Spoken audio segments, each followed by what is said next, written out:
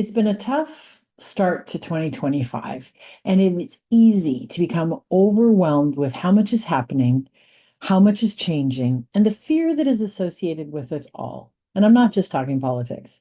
Feeling overwhelmed is a common complaint. So, our top 10 list this week gives us tips to follow regardless of where we are feeling overwhelmed. Kay Parker from Halifax, Nova Scotia brings us our first tip.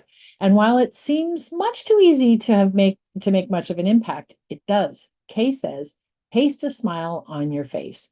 When we are overwhelmed, we worry, and that worry creates fear. Instead, we need to be in a place of happiness, and a smile on our face, even if it is a forced smile, is better than a frown. It takes work to smile, but do it anyway. Our second tip is from Rhonda Nuss from Madison, Wisconsin. Rhonda says that feeling overwhelmed means we need to take control. She makes a checklist of her tasks based on priority and focuses on only one task at a time. And Nick Stark from Ottawa, Ontario takes her list further than Rhonda's recommendation and does a brain dump instead. Not just a task list, but everything on her mind. And Nick recommends using colored pens, which I totally agree with. The brain dump helps her organize and prioritize so she can decide what needs to be done or what needs to be worried about and what doesn't. Similar to writing things down, Glynis Devine from Montreal, Quebec says that she relies on her gratitude journal in times of overwhelm. It helps her get away from everything that needs to be done and focuses on everything for which she is grateful. Number 5 is from Carrie Middlestat from Edmonton, Alberta. She recommends that we get outside into nature. When we are outside, stop and smell the air, appreciate the grass or snow, trees, and even the sky. Carrie says that intentional appreciation regulates her blood pressure and brings her inside peace, instant peace.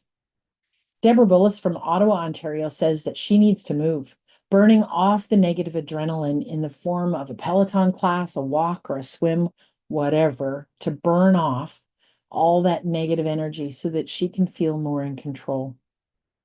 Barrett Shaw from Las Vegas, Nevada, advised us to get off social media or television when overwhelming feelings come at us from politics or things we can't control.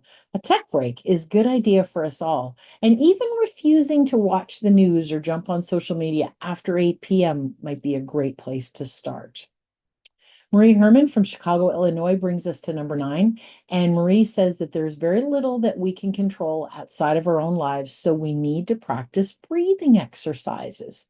You can do these yourself or with the help of a meditation class or an app, but learn to control your breathing so that you feel more in control.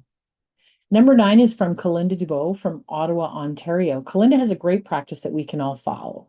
She says to grab 2 jars, label one of them with worry jar and label the other one with the happy jar or magic moments jar. Every time you think of something that worries, upsets, or overwhelm you, write it down and put it in the worry jar. Pick a time slot each day and no more than 20 minutes to review your worry jar. Ask yourself, is there anything I can do about it? And if there is, take action. If not, then think about the worst case scenario and then the best case scenario. Now throw it out. Move on to the next one. Go through each piece of paper until your 20 minutes is up. Throw out what is left and start again tomorrow. And number 10 is from me, escapism. This can be your dog, your grandbaby, your favorite television show, or a fiction book. When I'm feeling overwhelmed, I prefer to go outside with a cup of tea and read a fiction book. The more engrossed I get into it, the better. It allows my brain to stop thinking or anything else for an hour or two, which is healthy and relaxing. Feeling overwhelmed by priorities, work, family, money, politics, or anything else is easily all consuming. We need to set up techniques that we can follow to ensure it doesn't consume us. And I hope these 10 tips help.